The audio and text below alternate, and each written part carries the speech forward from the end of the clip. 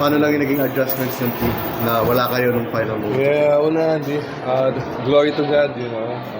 Di namin alam kung paano namin nakuha yung game na yun. Pero, yeah, we all moving forward. We wanna keep the momentum going. Yun. Actually, we have practice tomorrow, so it's no time to rest. And, you know, tingnan namin kung saan kami pwedeng mag-improve.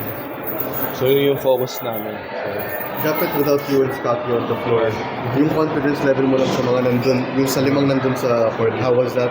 How high was that? Especially nung patapos ng laban? yeah, grabe.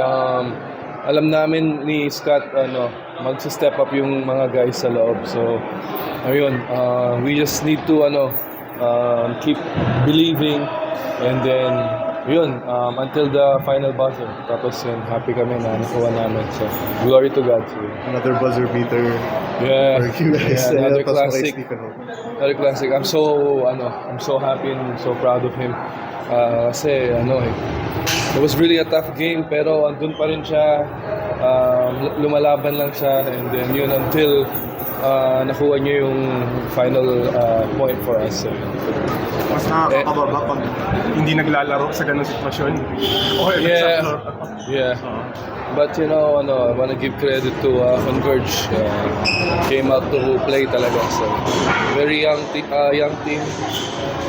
Well, a lot of young guys. So, yun.